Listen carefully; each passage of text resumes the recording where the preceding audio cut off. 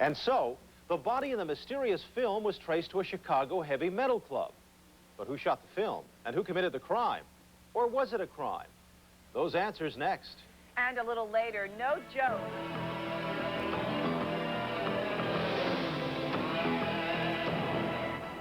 A year after a film murder scene landed in a cornfield hundreds of miles from Chicago, police and FBI narrowed the case down to the victim's identity. They can be excused for wishing they'd never found them.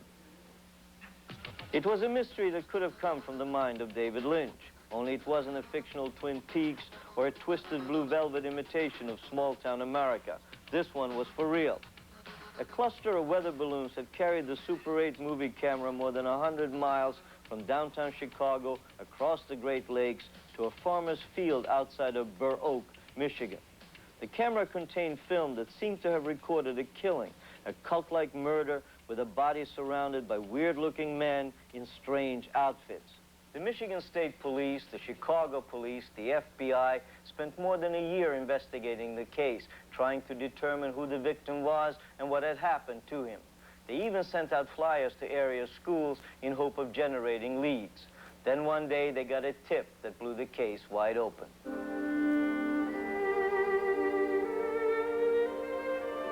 The tip came from an art student in Chicago who had spotted something on television that reminded him of a police flyer he had seen.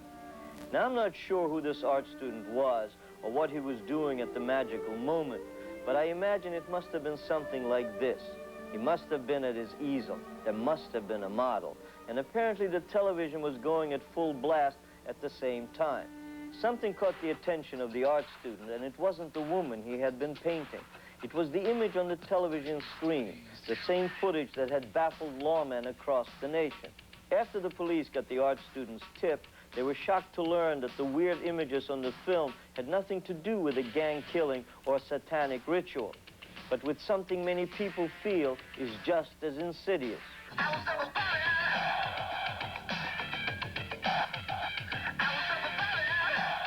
The film that was found in the cornfield was meant for an underground rock video starring Trent Reznor. This is Trent Reznor, a man with a flair for wearing jewelry in his nose, and a total disregard for what police have to go through every day of their lives. You see, Trent Reznor is very much alive. I don't know, 6 months ago, we got a call from, my manager called me up and said, "You won't believe what just happened." Got a call from an investigator in Chicago that thinks that I might be dead. So there was talk of me having to go to Chicago to prove that I'm alive, but I never had to do that, so I think they feel a little bit silly, which is good. After police discovered Reznor to be the body they had been looking for, everything else fell into place. The men around his body were members of his band. The strange jackets were from the costume department. The deathly pallor on Reznor's face was the result of cornstarch. And the camera attached to the balloons was the low-budget equivalent of a Hollywood crane shot, only this one got away. It was a nice day. It was really warm out. We spent the whole day outside American Science filling. Center. Yeah, we spent the whole day filling up these balloons with helium, and it kept taking more and more to like get enough lift to lift up a camera. We finally got it to work. It was kind of breezy. We knew that that was going to be a problem. It went up, and we were in between these buildings, and a breeze caught it, and it ripped. I was wondering if it was going to hit someone.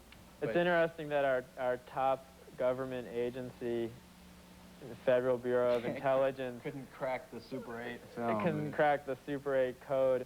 When the Chicago police was approached about the case, they didn't have anything to say about it. And when we found Trent Reznor on the road before a concert, he didn't have any regrets about the wasted year of police work that could have gone into solving some real crimes. In fact, he found it all amusing.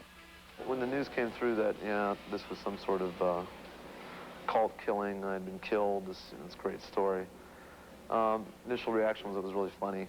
You know, something could be that blown out of proportion and this many people worked up about it. And I felt kind of good that the police had made idiots of themselves, you know. Did he say idiots? Don't tell that to retired cop Paul Wood. He's just glad that there's one less murder victim to mourn and one less crime to solve. If anything, it didn't look to me like a high-class production film. It looked like a homemade type something, or kids playing a prank, and and seen what would happen. So several people here looked at it, and we still weren't 100% sure. That's why we, you know, I thought it was our duty to, one way or the other, determine what was on that film. Paul Wood doesn't wear rings in his nose. He's just a 51-year-old ex-cop who's